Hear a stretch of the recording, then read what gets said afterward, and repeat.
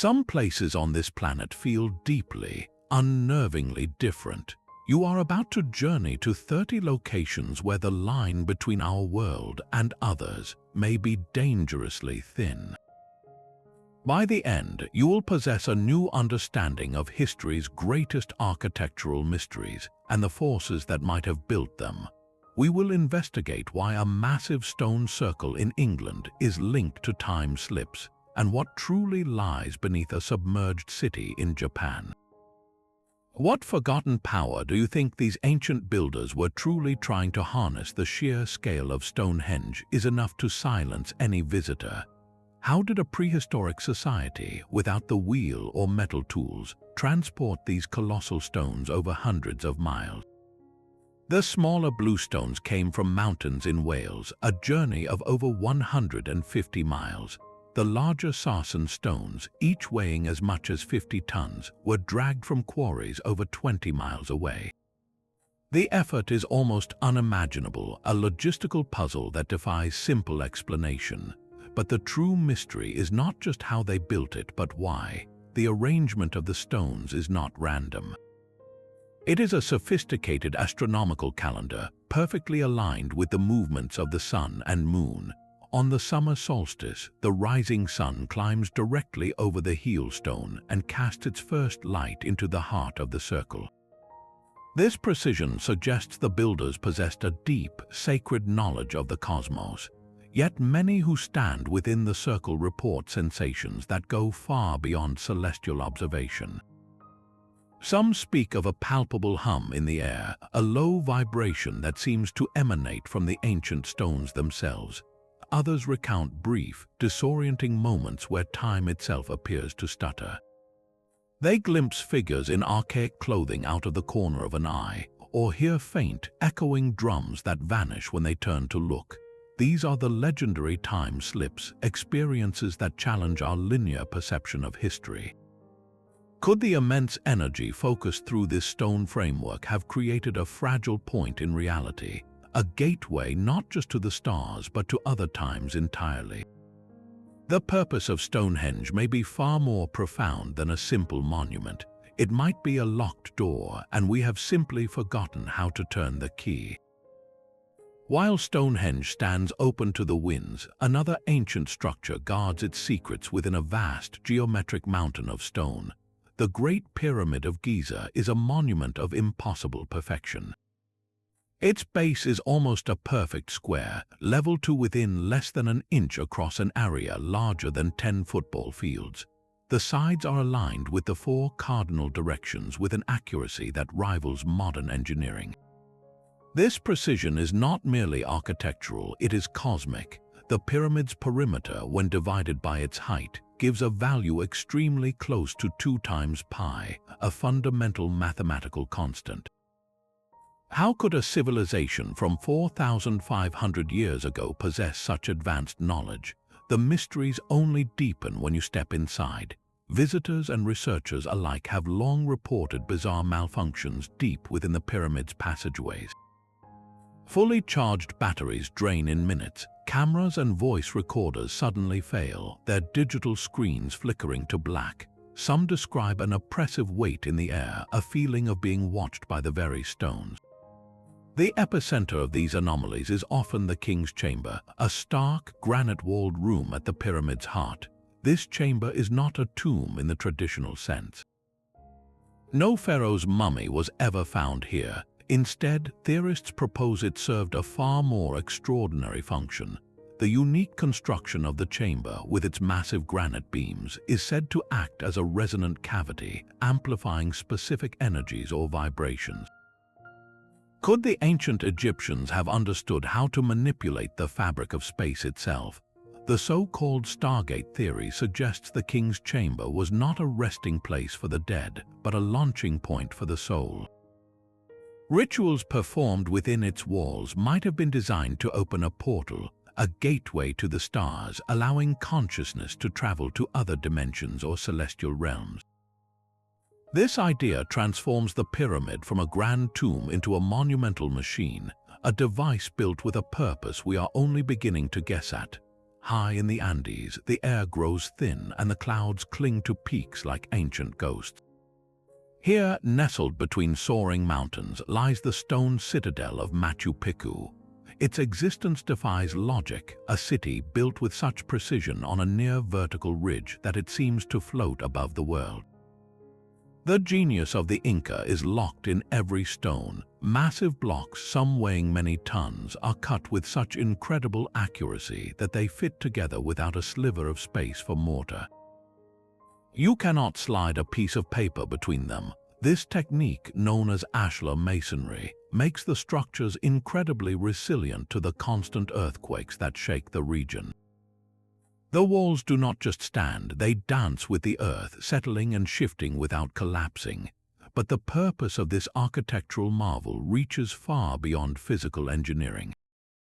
The entire city is a celestial map carved in granite. Key structures are aligned with the solstices, the sun's yearly journey marked by windows and pillars that capture light with perfect symmetry.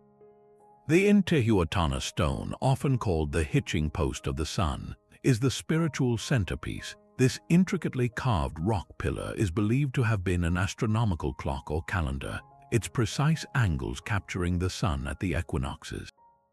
Local spiritual traditions hold a far more profound belief that this stone does not just track celestial energy, it binds it. They speak of the Intihuatana as a conduit, a powerful anchor that tethers the spiritual world to our own. The energy concentrated here is said to be so potent that it can thin the veil between dimensions, allowing for communication with ancestors or travel to other realms.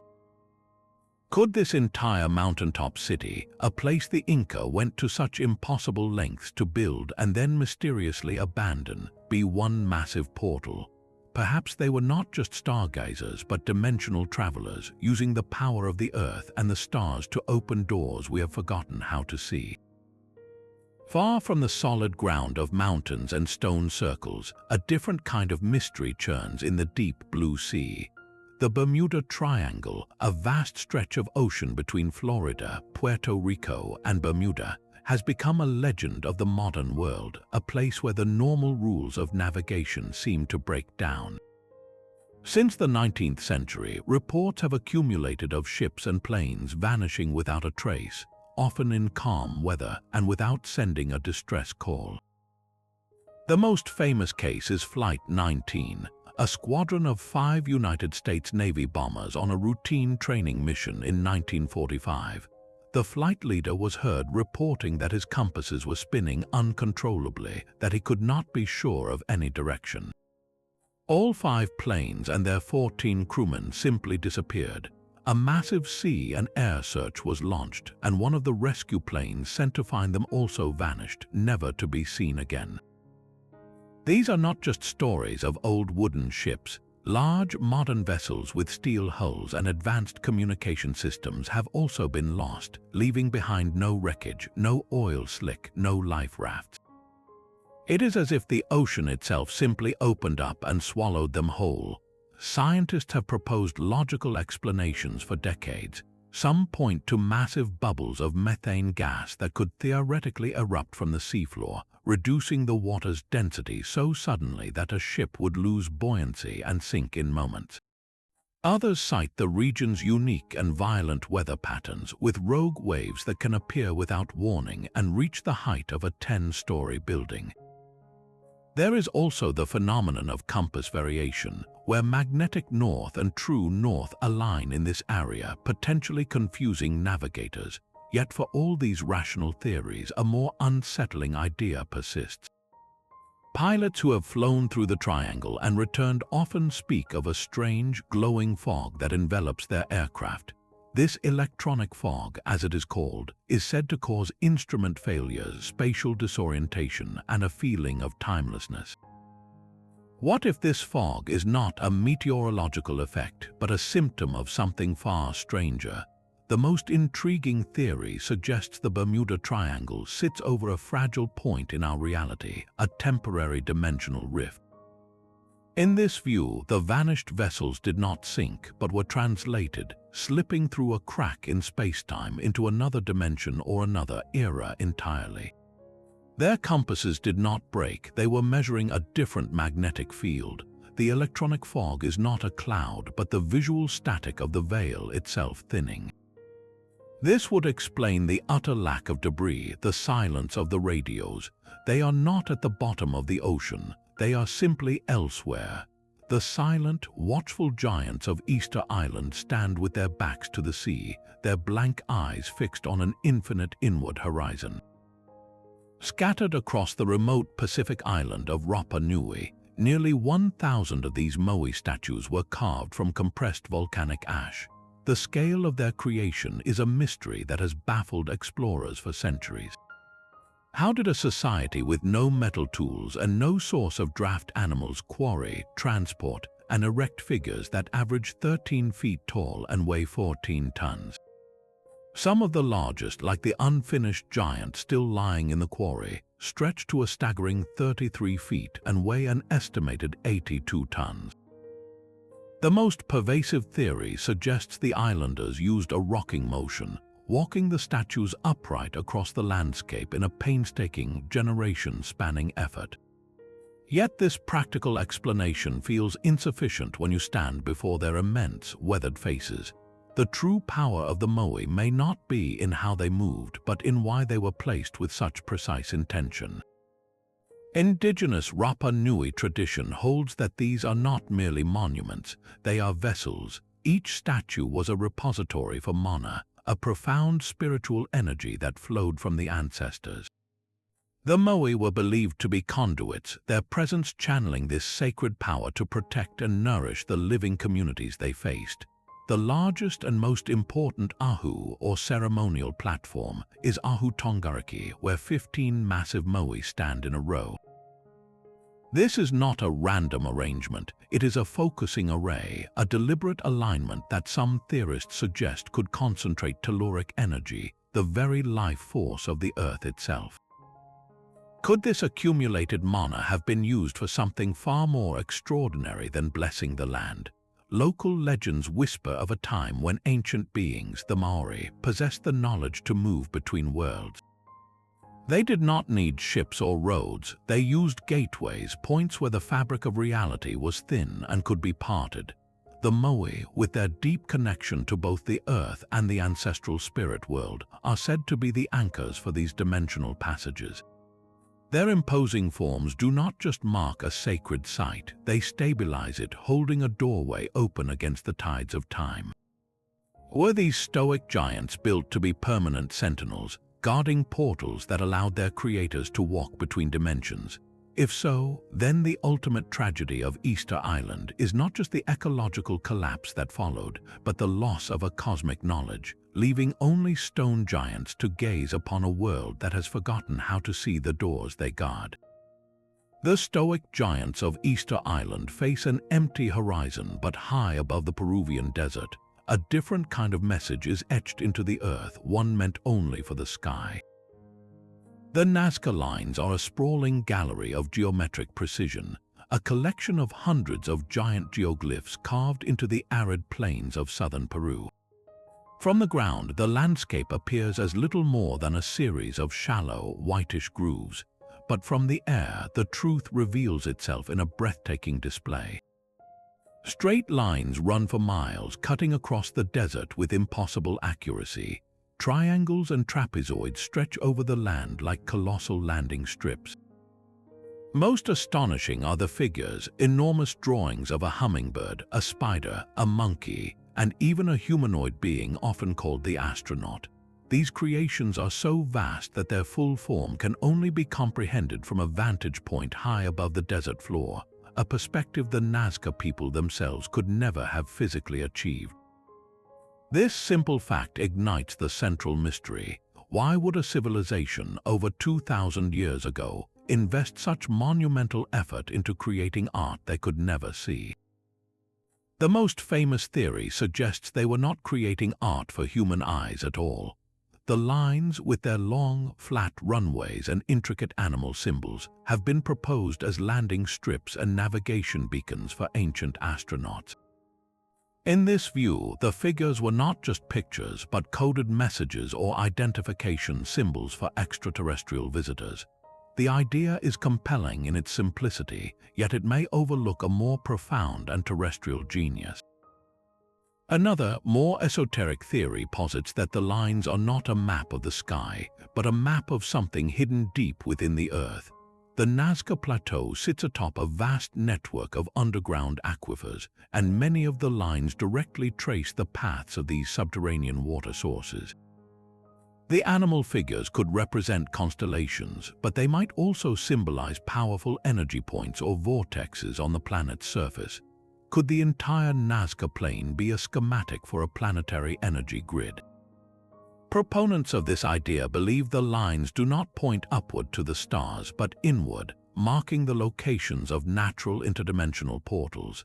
The immense geometric shapes might function as charging plates, accumulating solar and telluric energy to power these hidden gateways. The long, straight lines could be conduits, channeling this energy across the landscape to specific nodes where the veil between worlds is naturally thin. This transforms the desert from a simple canvas into an active, monumental machine.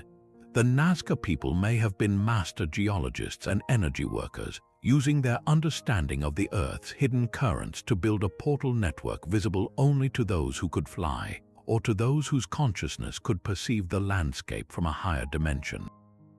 Were the lines a desperate attempt to communicate with gods from the stars, or were they the operating manual for a technology that allowed their creators to step through the very fabric of reality?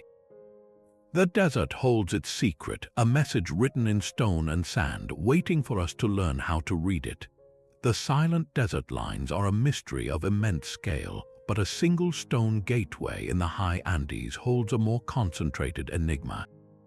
At the ancient city of Tiwanaku in Bolivia, the Gate of the Sun stands alone, a solitary 10-ton archway of carved andesite that seems to lead nowhere.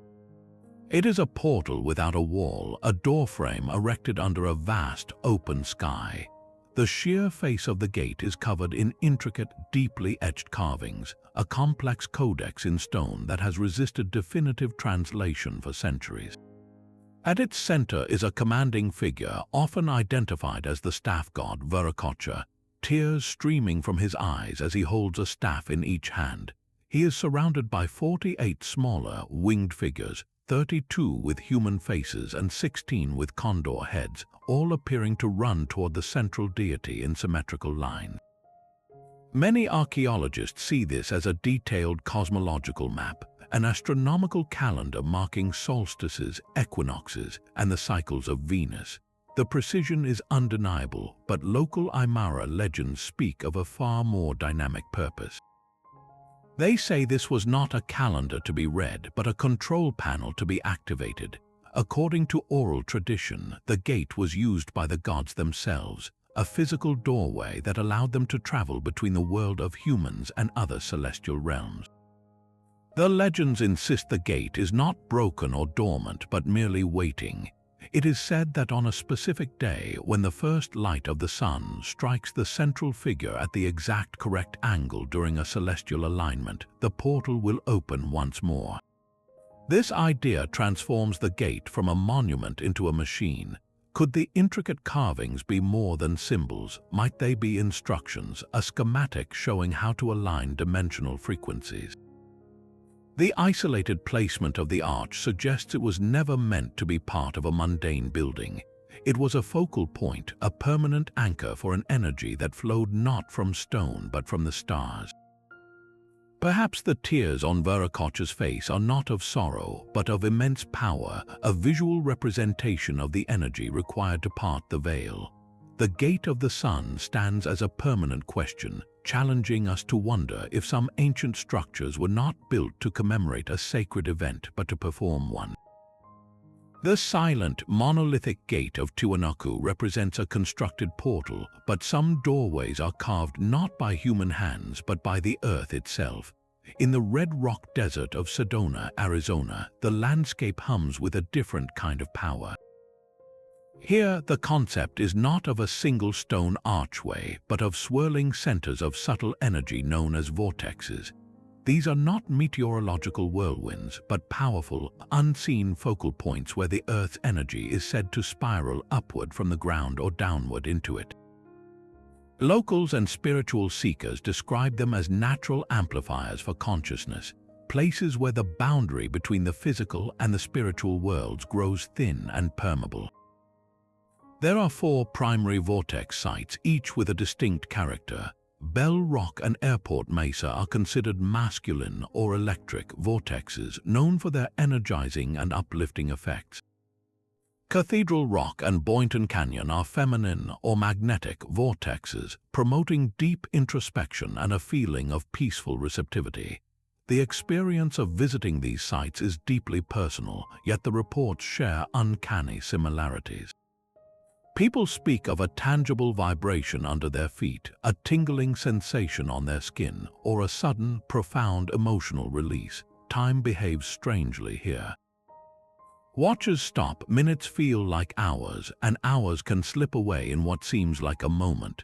This temporal distortion is a classic signature of a place where the fabric of reality may be flexing. Many visitors, often with no prior interest in the paranormal, recount fleeting visions. They might see the red rocks shimmer and change color, or catch a glimpse of figures from another time, like Native American spirits or pioneers who fade away when blinked at. Others report hearing ethereal music or chanting with no visible source. These are not hallucinations, but perceived glimpses into other layers of reality, moments when the vortex energy allows a person to peer through the veil. The scientific community remains skeptical, attributing the sensations to the power of suggestion, the area's unique geology, or even its high magnetic field readings. But for those who have felt it, the Sedona vortex is a living, breathing portal. It requires no ancient key or celestial alignment to access, only a willingness to stand quietly within its spiral and listen. This is not a monument to a forgotten technology, but a permanent feature of the planet, a natural gateway that remains open to anyone who approaches with an open mind. The vibrant energy of Sedona's open landscapes gives way to a place of shadows and silence. In the Aravalli Hills of Rajasthan, India, the ruins of Bangar Fort stand under a permanent cloud of dread. This sprawling 16th-century complex was once a magnificent city, but today it is officially designated as a haunted site, with the Archaeological Survey of India forbidding anyone from entering between sunset and sunrise. The reason for this abandonment is rooted in a single, dark legend. The story tells of a beautiful princess, Ratnavati, and a sorcerer named Singhia who was obsessed with her. He tried to use a magical oil to enchant her, but the princess discovered his plan and cast the oil onto a large boulder. The boulder rolled down and crushed the sorcerer to death. With his dying breath, he cursed the entire city of Bangar, dooming it to ruin and ensuring that no one would ever live within its walls again. Shortly after, the fort was invaded and destroyed, and it has remained desolate ever since. Yet the curse seems to be more than just a tragic folktale. Visitors and paranormal investigators report a chilling array of phenomena that defy simple explanation. They speak of hearing faint, disembodied music and the ghostly laughter of children echoing from the empty palaces and temples. Cold spots appear suddenly in the warm desert air. Many feel an invisible force pushing them, a palpable resistance that seems to demand they leave.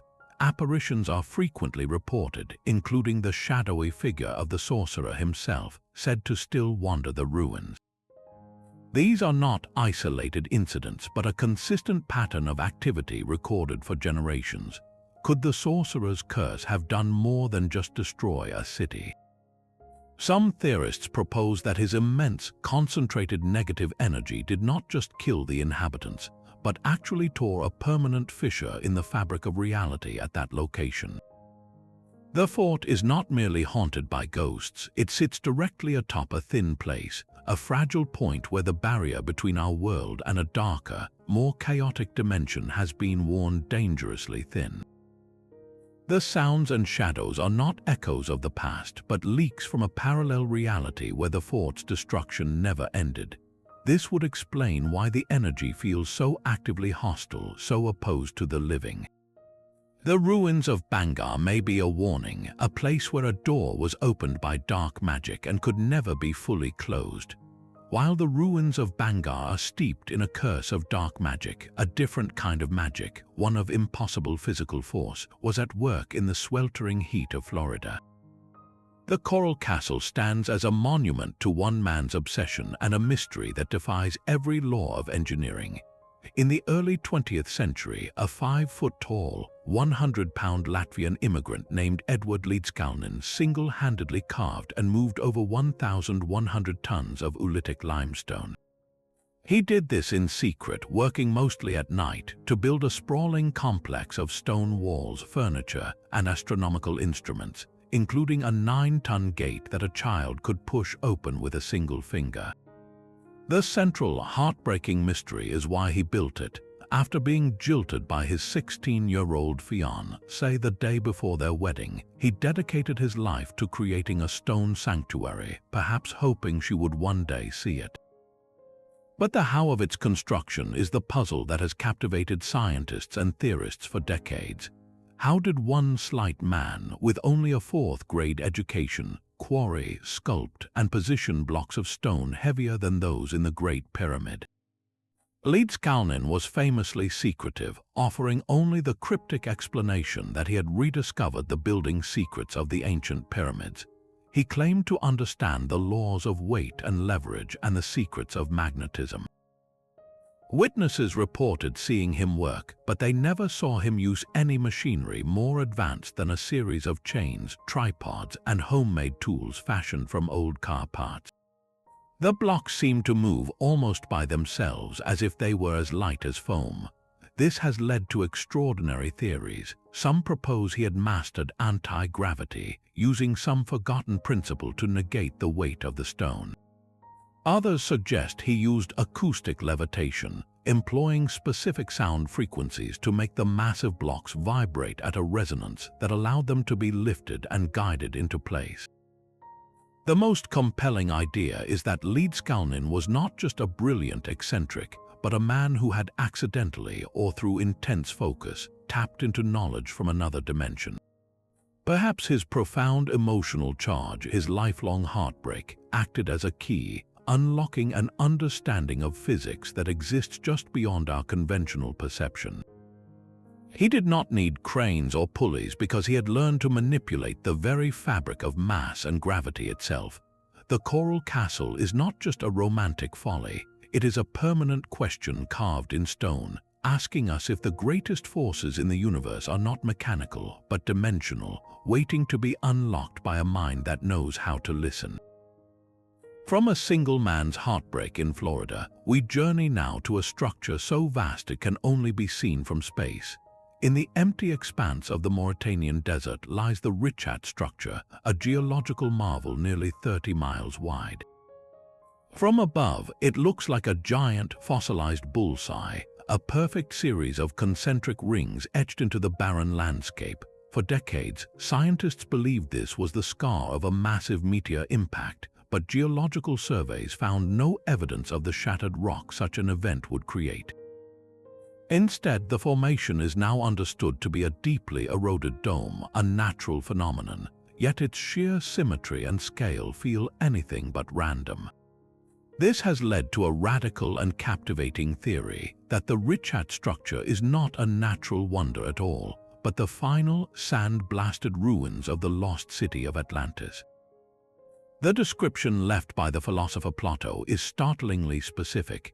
He wrote of a city built in concentric rings of land and water, with a central island and a great plain to the north.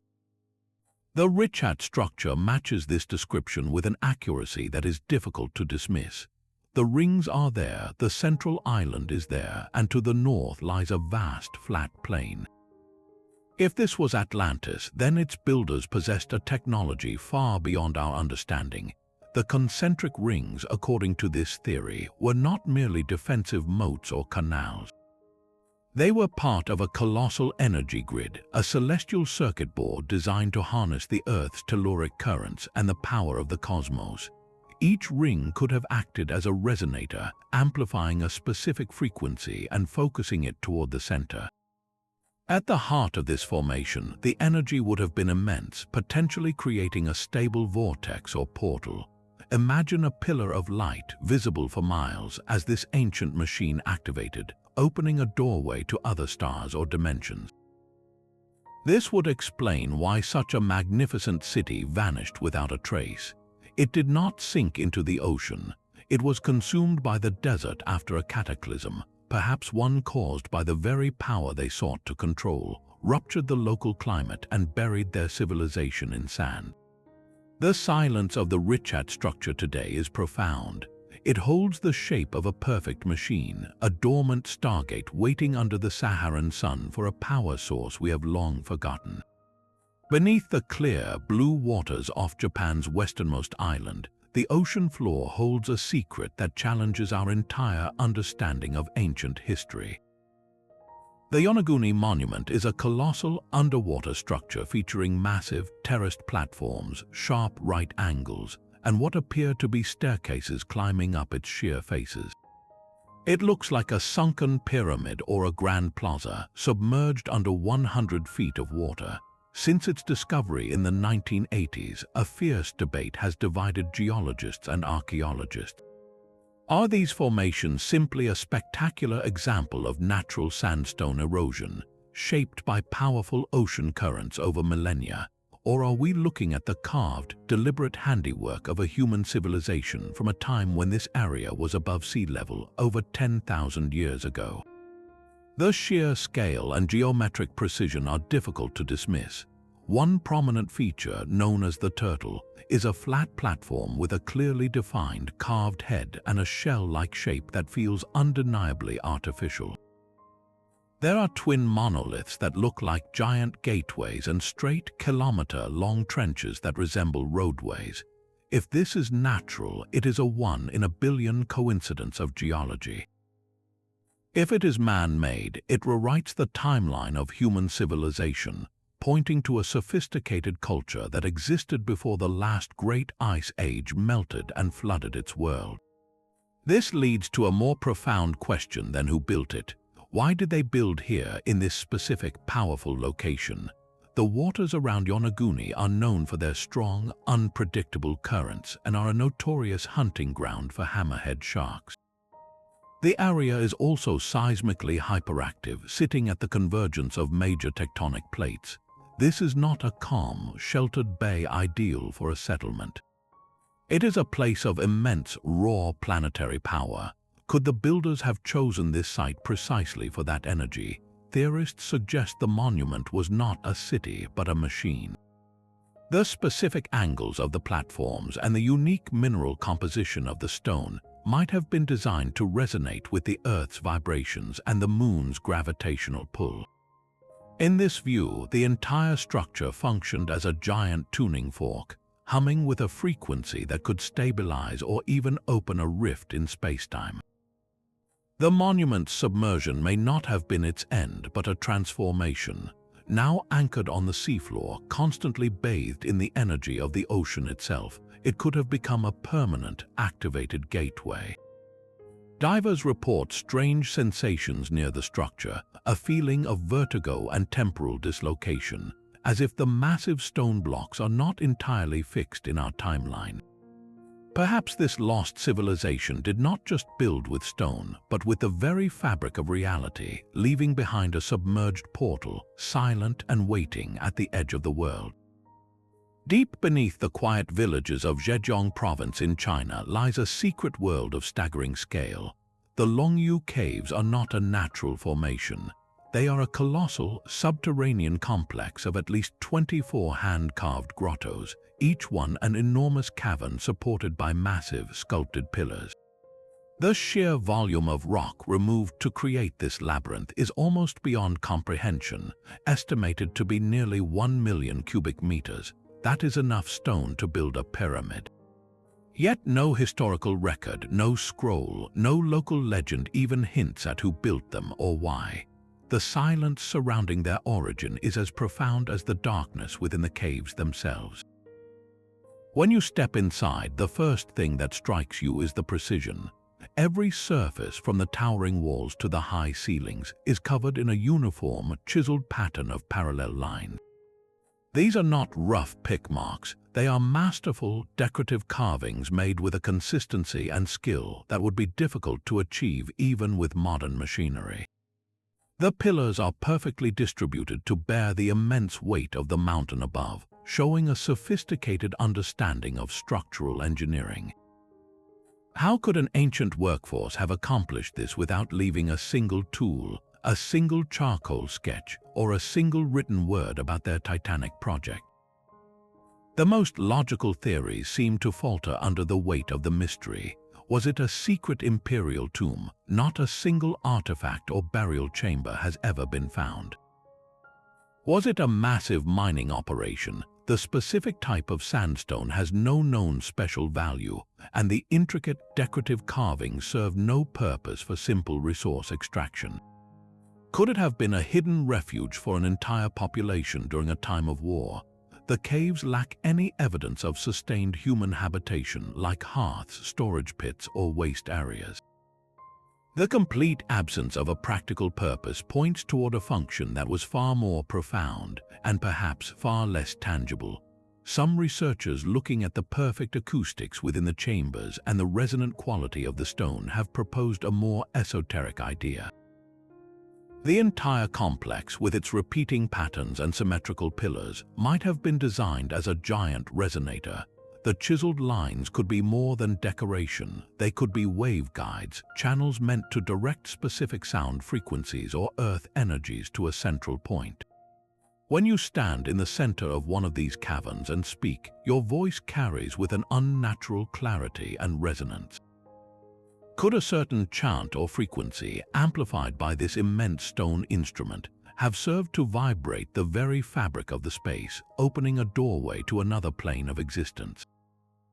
The Longyu Caves feel less like a hiding place and more like a temple built for a singular, extraordinary ritual, a silent machine waiting deep underground for a command we no longer know how to give. The silent, engineered caverns of Longyu give way to a mystery shaped entirely by nature, yet one that feels just as deliberate. On the windswept Cocoa Beach in New Zealand, the Moeraki boulders lie scattered like a giant's abandoned marbles. These massive, almost perfectly spherical stones are geological marvels, formed over millions of years through a process called concretion. Minerals like calcite gradually cemented around a central core within the surrounding mudstone, layer by layer, growing outward with a patient, crystalline logic. As the softer cliff face eroded away over eons, these incredibly hard spheres were released, tumbling down to the shore where the sea now polishes them smooth. Their scientific origin is well understood, a slow miracle of chemistry and time. Yet to stand among them is to feel a profound sense of intention, as if they were placed here for a reason far beyond geology. The indigenous Maori people have known this for centuries. Their legends speak not of minerals but of a great ocean voyage. The boulders, they say, are the petrified remains of gourds and calabashes, the food baskets and water vessels that washed overboard from the legendary canoe Araturu when it was wrecked upon this coast. In this oral history, the stones are not random formations, but artifacts of a foundational journey, the physical evidence of ancestral travelers who shaped the land. This mythic connection imbues the boulders with a deeper, more potent energy. Many who visit, especially those sensitive to subtle earth energies, report a distinct feeling of timelessness and peace among the spheres. Some describe a gentle, humming vibration when they place a hand on the sun-warmed stone.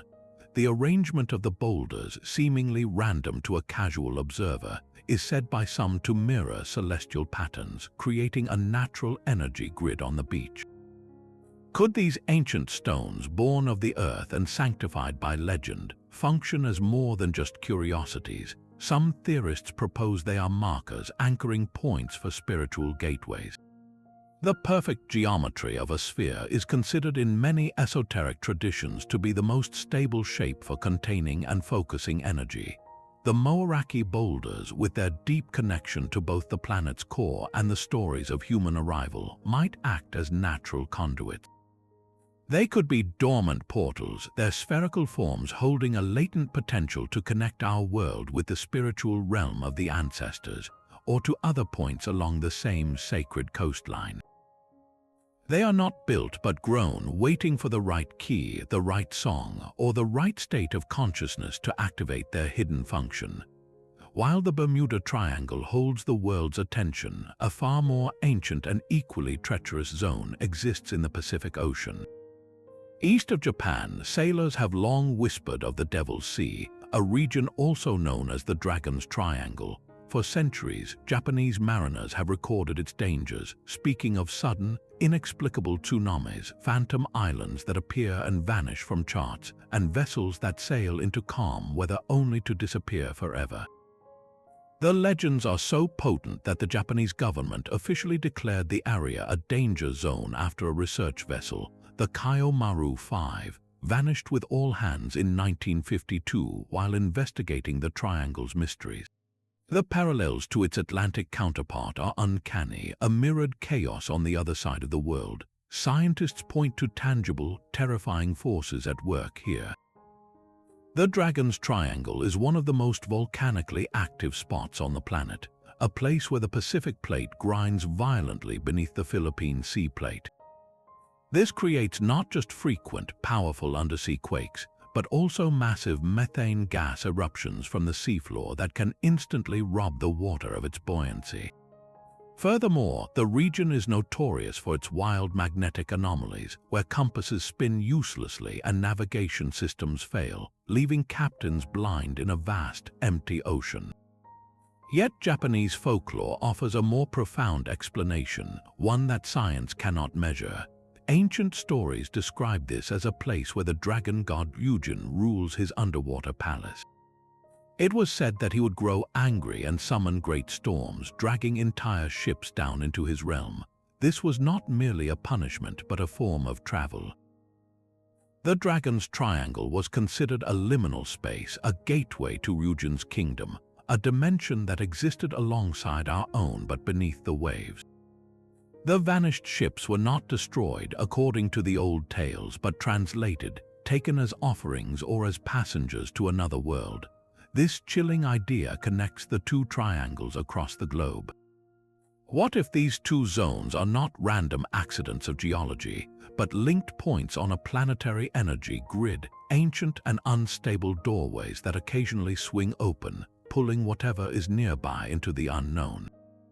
The scientific explanations for the sinking ships are entirely valid, but they do not account for the persistent feeling reported by those who have survived its edges, a sensation of being watched by something immense and ancient, something that sees the entire ocean as its domain. The world's oldest known temple complex rests on a windswept hill in Turkey, a site so ancient it shatters our timeline of human civilization. Gobekli Tepe was built around 11,500 years ago, a staggering 6,000 years before Stonehenge and 7,000 years before the Great Pyramid of Giza. Its discovery forced archaeologists to completely rethink the story of humanity. We were taught that farming came first, that settling down allowed humans the leisure to develop religion and build monuments. But Gobekli Tepe turns that idea on its head. Here, hunter-gatherers, nomads who should have been focused solely on survival, came together to erect a breathtaking sanctuary of massive, T-shaped limestone pillars arranged in great stone circles.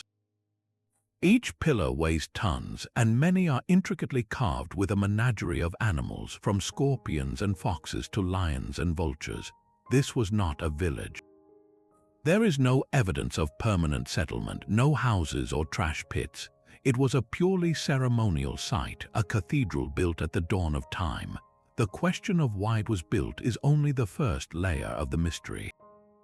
The second, even more profound, is why it was deliberately and carefully buried around 8000 B.C. Someone took the time to backfill every corridor and every ring, preserving the entire complex under a small mountain of earth and rubble for millennia. This was not a sudden collapse or a natural disaster. It was a deliberate act of interment, as if sealing a tomb. What were they trying to contain or perhaps protect the world from?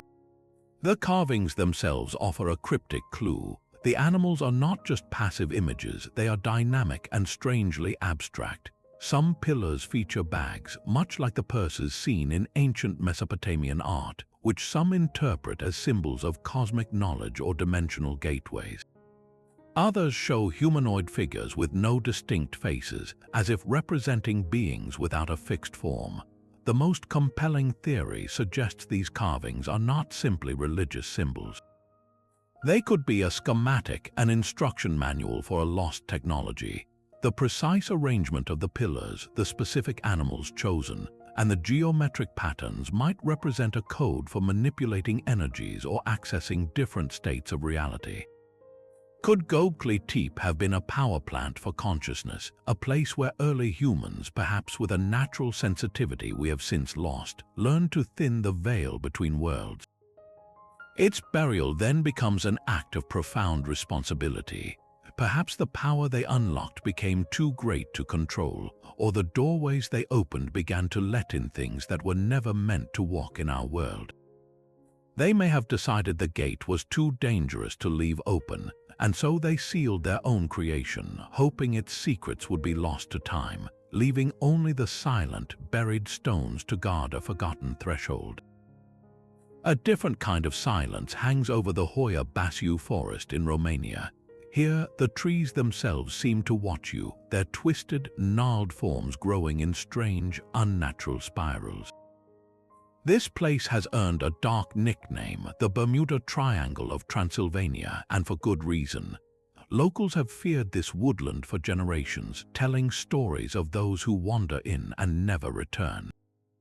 The air feels charged, and visitors frequently report sudden, overwhelming nausea, intense headaches, and a deep, primal sense of being watched. The phenomena here are not limited to a single type. People capture strange, orb-like lights dancing between the trees on camera, lights that move with an intelligence that defies any known insect or swamp gas. Apparitions are common, from shadowy figures that dart just beyond the edge of sight to the ghosts of long-dead peasants, seemingly trapped in an endless loop. But the epicenter of the forest's mystery is a perfect circular clearing where nothing will grow. The ground is barren, the soil seemingly poisoned to all plant life, and it is in this spot that the most intense paranormal activity is reported. Electronic devices fail without warning. Compass needles spin in frantic circles, refusing to find north. Paranormal investigators believe this clearing is not a dead zone but a vibrant, chaotic hotspot. They theorize it is a place where the barrier between our dimension and others has worn dangerously thin. This would explain the bizarre mixture of phenomena, from UFOs to ghosts.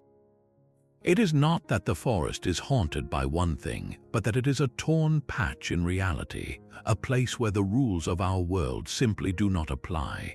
Stepping into that clearing might not just be stepping into a different part of the forest, but into an entirely different world altogether.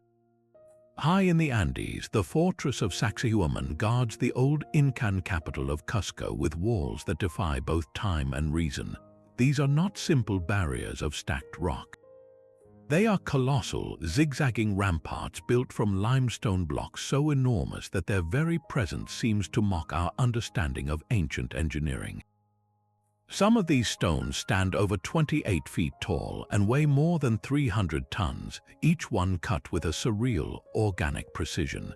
The edges are neither square nor round, but a complex blend of curves and angles, allowing every block to lock into its neighbors like a three-dimensional puzzle. You cannot force a razor blade into the seams. This polygonal masonry creates a structure so resilient it has withstood centuries of earthquakes that have leveled the modern city below. The sheer effort required to quarry, transport, and lift these behemoths is staggering enough, but the true mystery lies in the fitting. How did the Inca achieve such flawless, custom-shaped joints without iron tools or the wheel? The standard explanation of trial and error with stone hammers feels woefully inadequate when faced with this level of perfection. This has led to more extraordinary theories.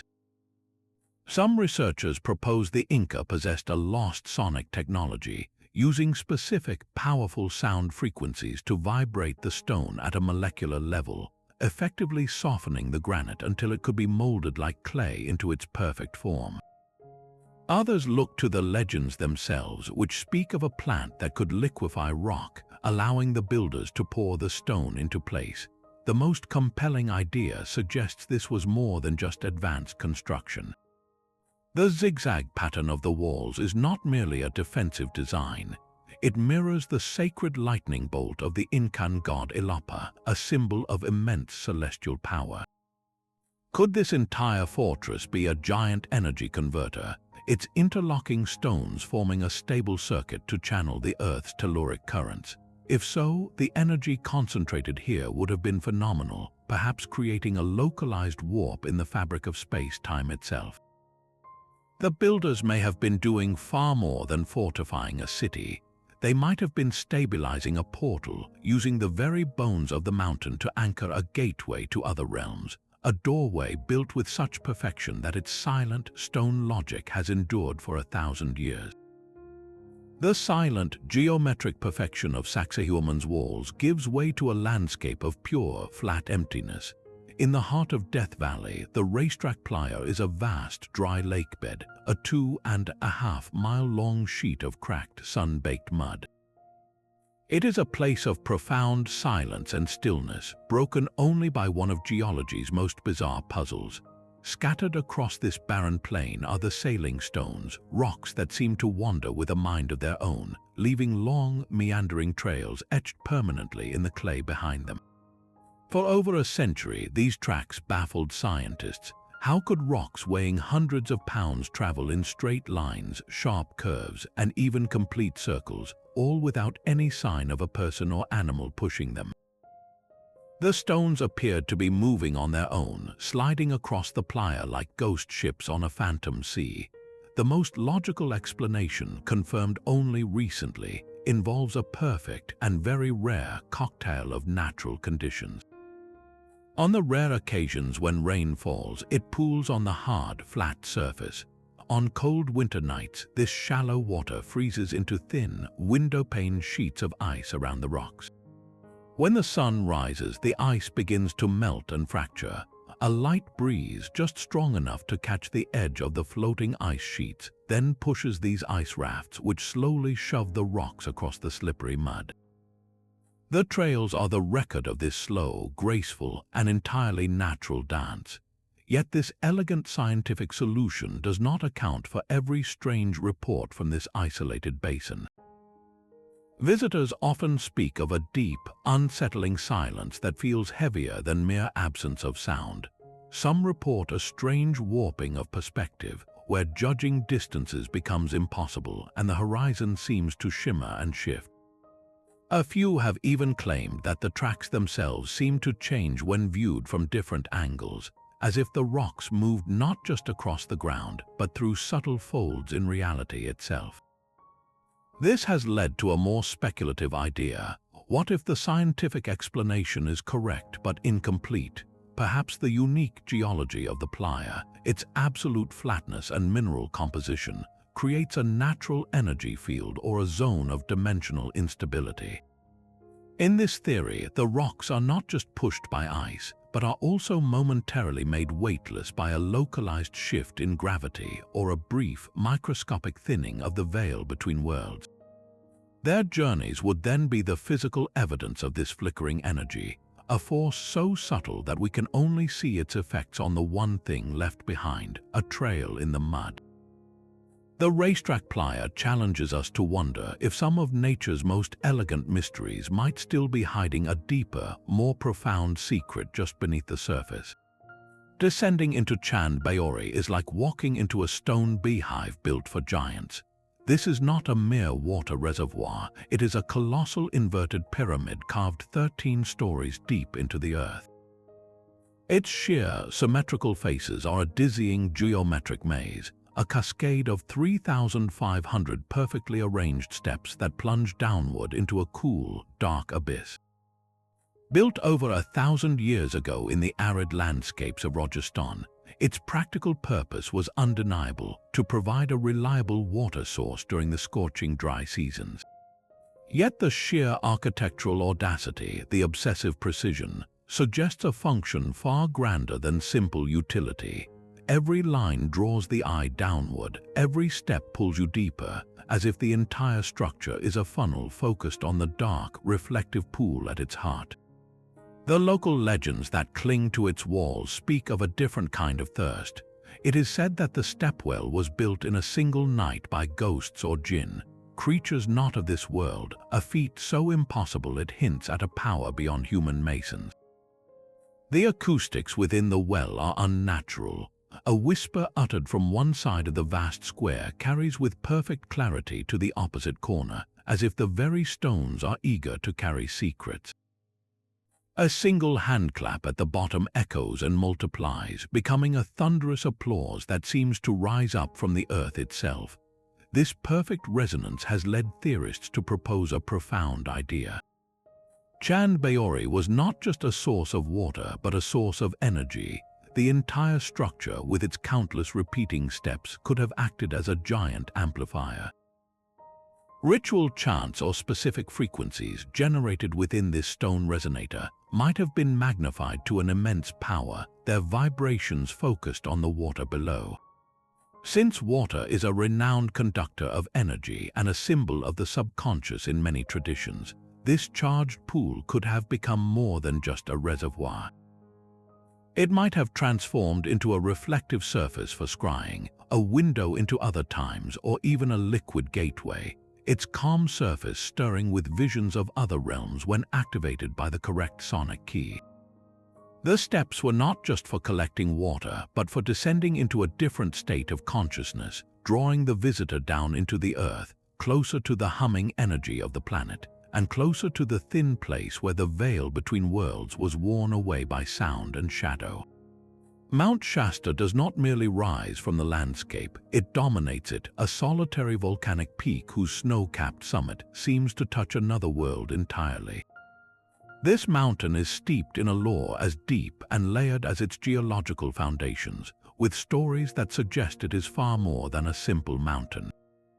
For over a century, legends have persisted of a hidden city named Telos, nestled within vast, crystalline caverns deep beneath the surface. This city is said to be the last refuge of the Lemurians, an ancient and highly advanced race who escaped the sinking of their Pacific continent.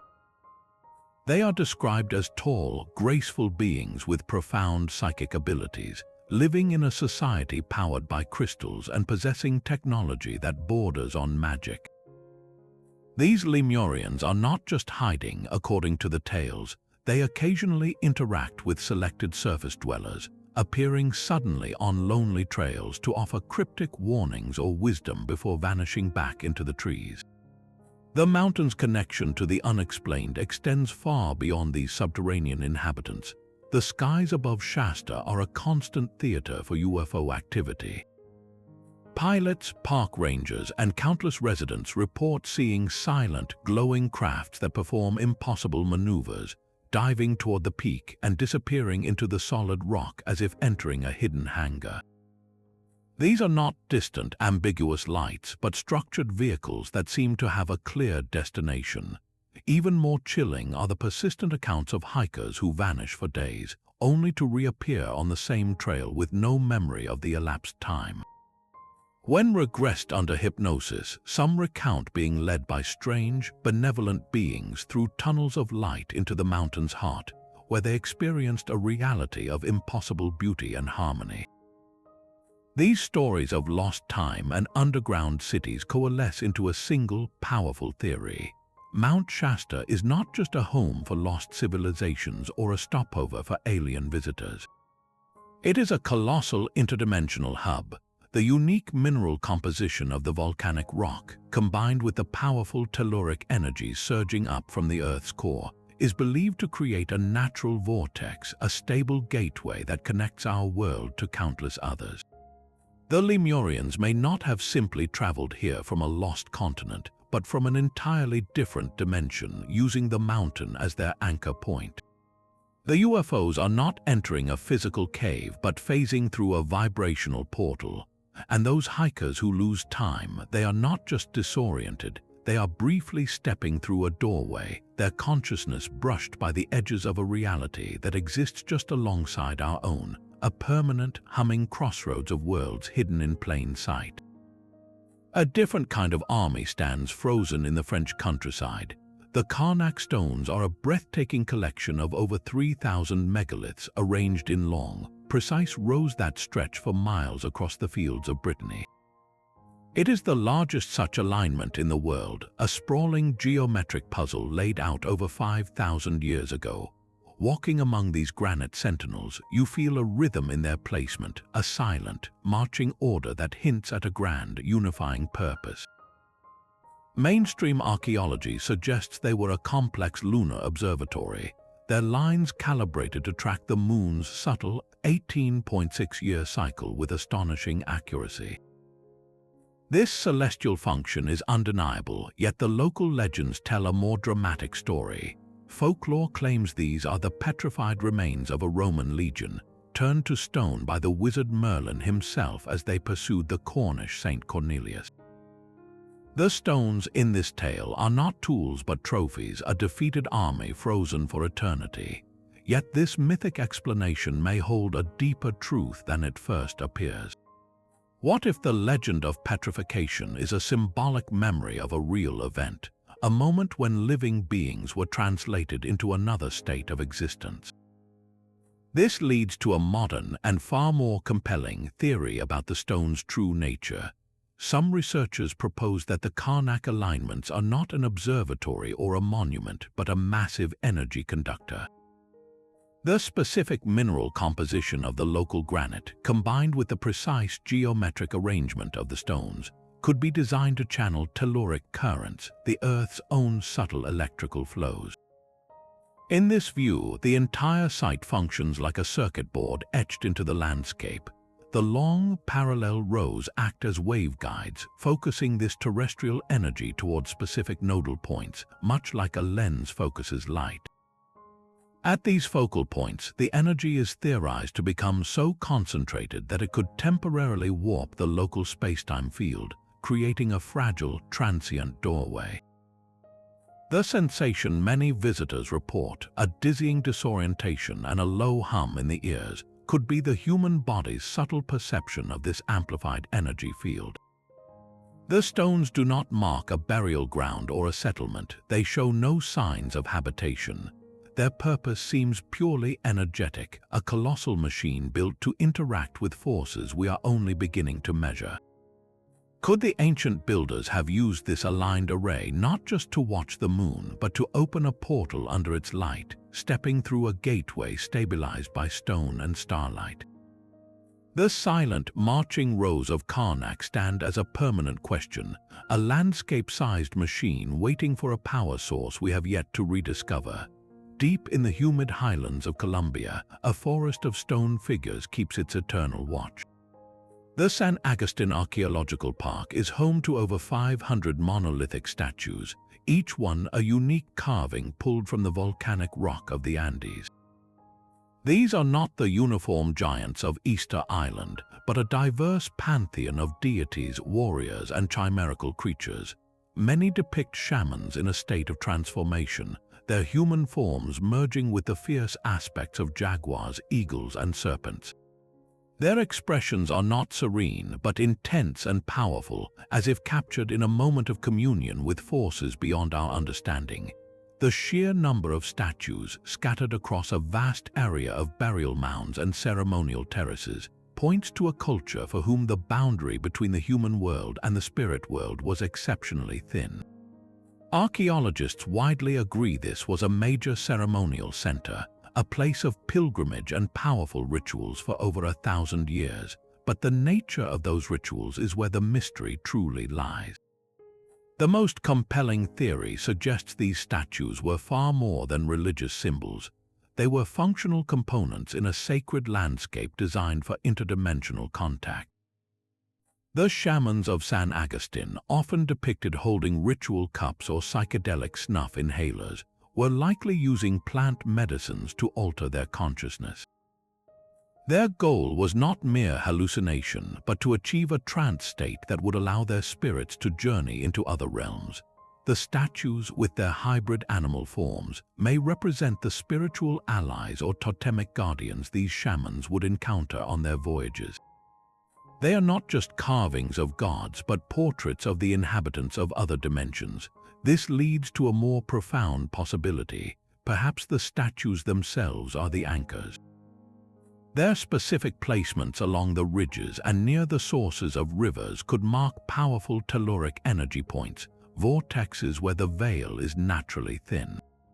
By carving and erecting these stone sentinels at these exact locations, the ancient people of San Agustin may have been doing more than marking a sacred site. They could have been stabilizing it, reinforcing these fragile points in reality to keep the portals open. The statues are not merely memorials, they are permanent guardians, their stone eyes watching over the doorways their creators learned to walk through. Were they meant to protect our world from what might come through, or to guide the spirits of the shamans back home? The silent forest of San Agustin offers no easy answers, only the imposing presence of its stone guardians forever keeping their secrets. Far to the north, where the Atlantic wind carves the land into jagged shapes, the Hebrides Islands hold a secret written not in single stones but across the entire landscape. This is not one isolated site, but a sprawling network of power points, a terrestrial vortex connecting ancient standing stones, lonely lochs, and forgotten glens. The most famous of these is the Callanish stones, a complex cruciform arrangement of towering Lewisian gneiss that predates Stonehenge.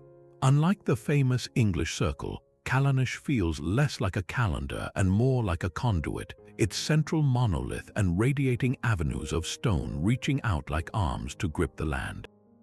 But Callanish is only one node in a much larger system.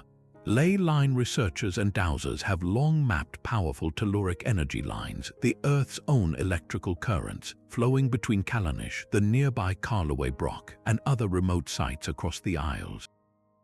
Where these lines intersect, the energy is said to coalesce and spiral, creating a vortex effect that can be felt for miles. Visitors to these crossroads report a dizzying array of phenomena that defy logic.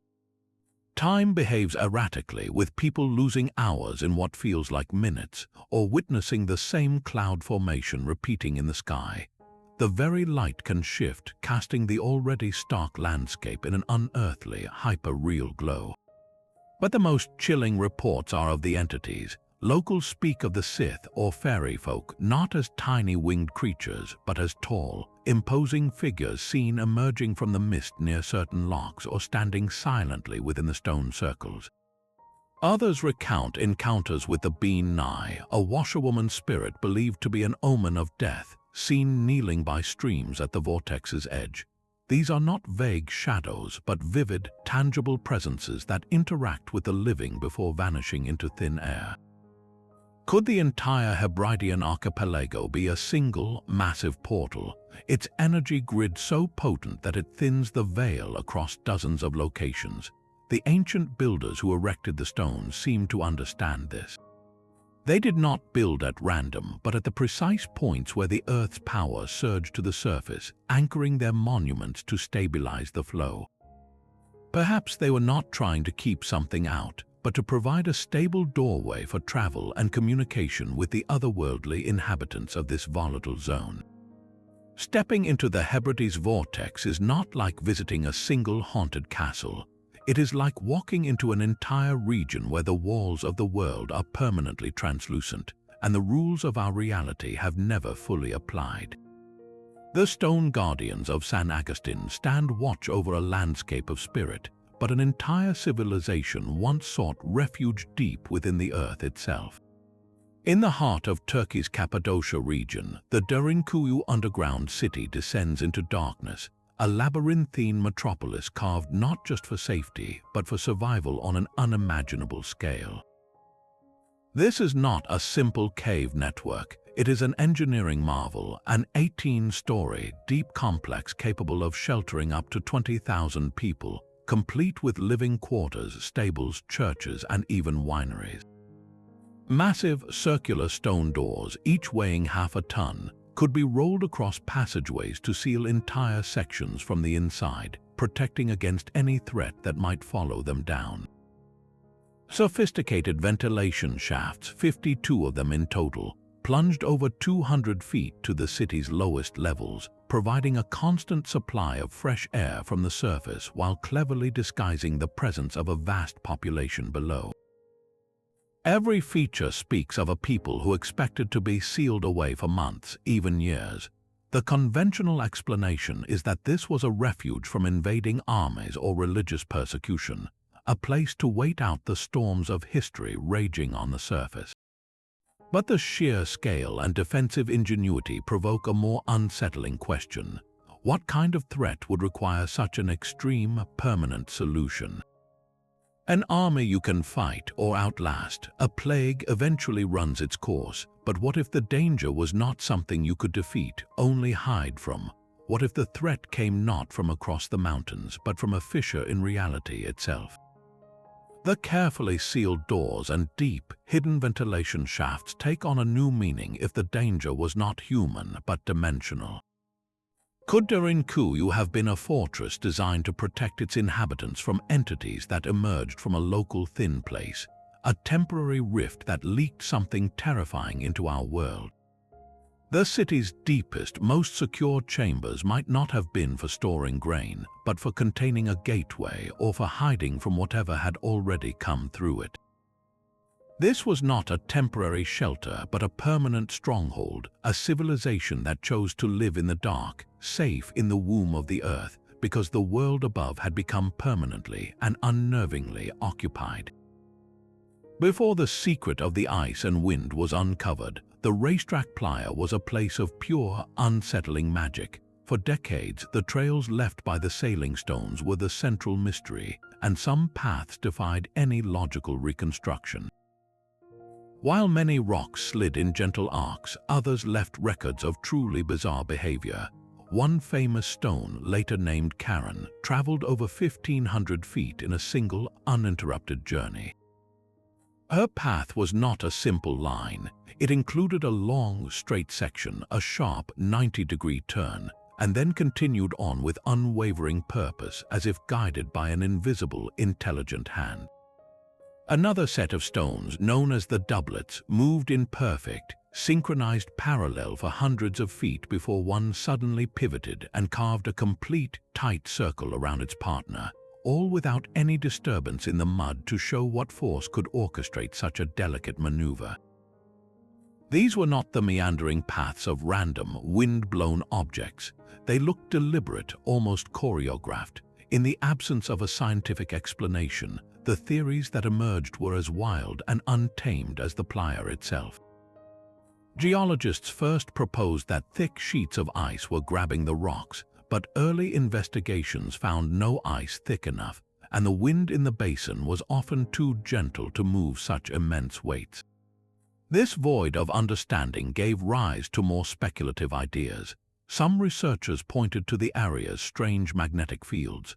The racetrack sits in a region known for localized magnetic anomalies, places where the Earth's own magnetic field is warped and twisted. Could powerful, concentrated magnetic forces be momentarily levitating the stones, reducing friction to near zero and allowing the faintest breeze to send them skating across the slick clay? Others looked beyond magnetics to the fabric of reality itself. They proposed that the absolute flatness of the playa, a near-perfect geometric plane, created a unique condition where the space-time continuum itself could develop microscopic wrinkles.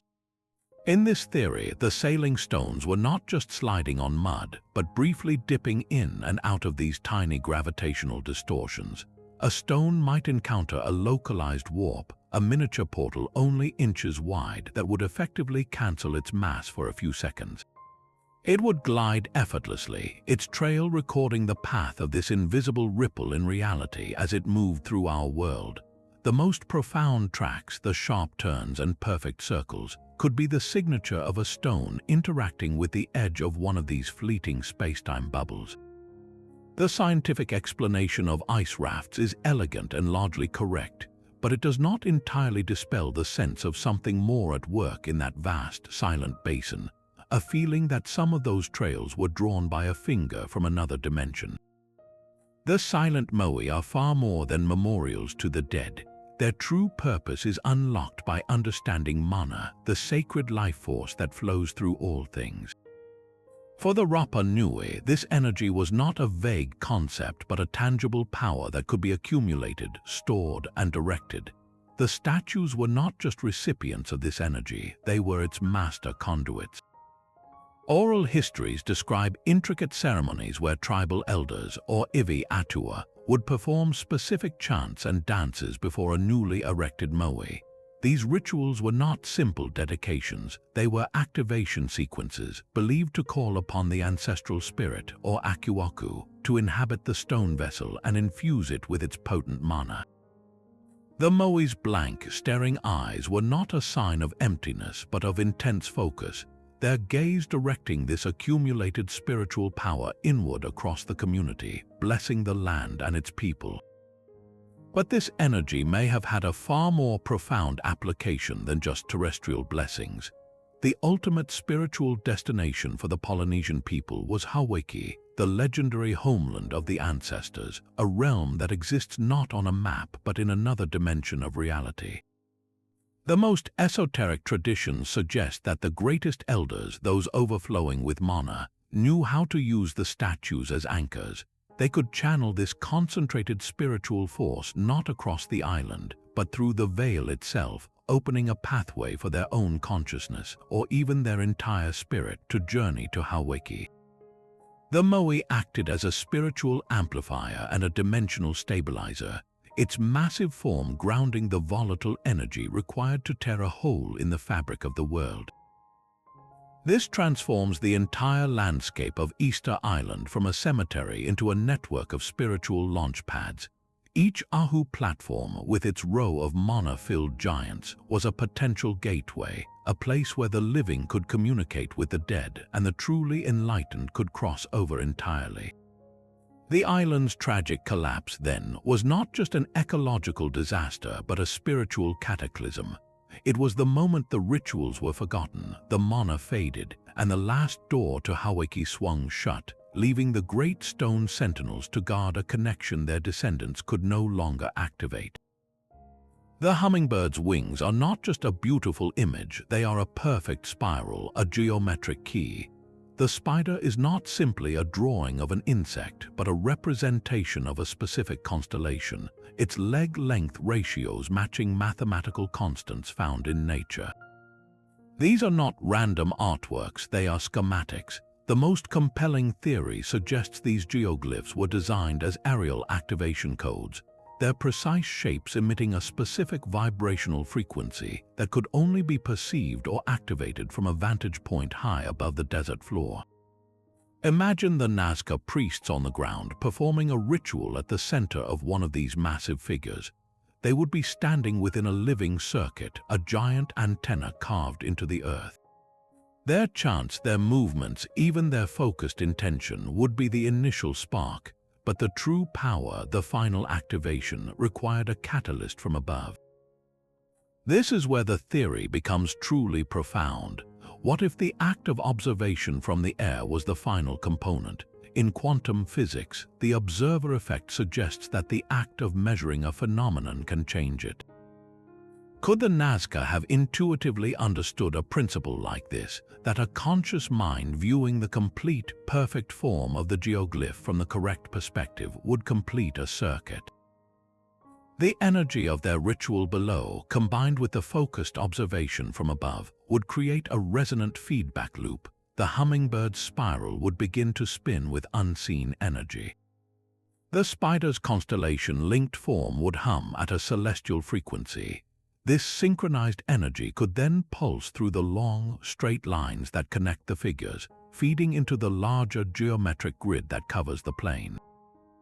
The entire desert would become a single humming machine, and at its nodal points the air would shimmer. The veil would thin, not because of ancient astronauts landing, but because the Nazca had built a resonant key to unlock dimensions hidden in plain sight. Their message was not for the gods to read, but for us to become the final piece of a machine that opens a door we are only now learning to see. The deliberate burial of Gobekli Tepe is an act that echoes across millennia, a decision so monumental it feels like a warning. This was not a hasty retreat or a city falling to ruin. Someone with immense effort and care filled in those magnificent stone circles, preserving them perfectly under a man-made hill. Why would a culture capable of such architectural genius choose to entomb their greatest creation? The answer may lie not in what they were hiding from, but what they were trying to contain. The carvings themselves offer a cryptic clue. Beyond the animals, there are abstract symbols like the H-shaped bags and the headless humanoids that some researchers interpret not as gods but as schematics. These could be diagrams of cosmic forces or even instructions for manipulating dimensions, a user manual for a technology we can no longer comprehend. What if the builders of Gobekli Tepe had succeeded too well? Their temple, a power plant for consciousness, might have begun to open doorways that were never meant to stay open. The energy they tapped into could have become unstable or worse. Things from the other side began to notice the open door and started to cross through. The careful, purposeful burial of the site was not an act of abandonment, but one of profound responsibility. They were not hiding their work from rival tribes. They were sealing a breach, closing a portal that had proven too dangerous to leave active. In this light, the burial becomes an act of preservation for a future time, a moment when humanity might be wise enough and advanced enough to handle the cosmic knowledge locked within those stones. They did not destroy their creation, they put it to sleep, hoping that one day we would be ready to wake it. The tears on Viracocha's face are not a sign of sorrow, but a precise schematic. Each carved line flowing from his eyes corresponds to a specific energy pathway, a conduit for the immense power required to activate the gate. Look closer at the staffs he holds in each hand. They are not mere symbols of authority, but tuning rods, their notches and angles designed to calibrate a frequency that resonates with the fabric of space-time itself. The 48 winged figures sprinting toward him are not worshippers, they are operators. Their symmetrical, lockstep motion depicts a sequence, a specific order of activation for the 48 individual control points surrounding the central portal. This is not a mythological scene, it is a technical diagram carved in stone. The entire tableau functions as a user manual for a stargate, a device of cosmic transportation. The central arch of the gate itself is the destination selector. The intricate patterns framing the arch are not decorative but a star map, a celestial address book. By aligning the correct symbols with the energy flowing from Viracocha's tear-streaked face and the positioned operators, a stable wormhole could theoretically be opened, a tunnel through the cosmos for a soul or even a physical body to travel. But every user manual comes with a warning. The intense, almost frantic energy of the smaller figures hints at the danger. This is not a simple on and off switch. It requires perfect synchronization and a profound understanding of the forces being unleashed. A single misaligned operator, one incorrectly chanted frequency, and the stable portal could collapse into a chaotic rift, pulling in everything nearby or spewing out energies from dimensions beyond our comprehension. The Gate of the Sun stands not just as a promise of travel, but as a permanent caution, a stone-born lesson from a civilization that may have learned the hard way that some doors, once opened, can never be fully closed. From the silent stone circles of ancient Britain to the submerged temples of Japan, we have walked the edges of reality itself. These 30 mysterious sites, scattered across every continent, are bound together by threads far stronger than mere coincidence. Each one speaks of a lost knowledge, a forgotten understanding of the Earth's subtle energies and the fabric of the cosmos.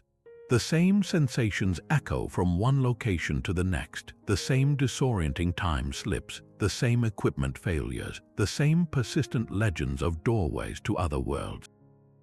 It is a pattern written across the globe in stone and shadow. The haunting question is no longer whether these places are special, but why they are special.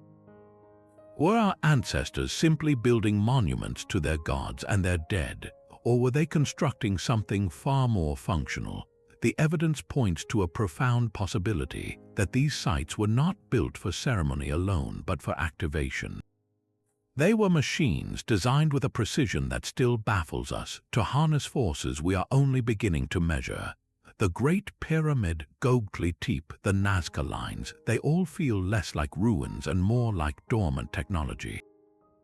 The legends of gods traveling through stargates and shamans walking into spirit worlds may not be myths, but fractured memories of a time when humanity knew how to use these instruments. So we are left with a final haunting thought. Are these places merely the beautiful tombstones of a forgotten history, or are they waiting? Are they silently holding their charge, their immense power sleeping deep within the stone, simply waiting for the right frequency, the right alignment, the right consciousness to come along and turn the key once more? The doors may be closed, but the frames are still standing. What do you think? Are these portals truly dead, or are they just sleeping? Have you ever visited one of these locations and felt something you could not explain? Share your own experiences and theories in the comments below. And if you are ready to keep exploring history's greatest mysteries, be sure to subscribe for our next journey into the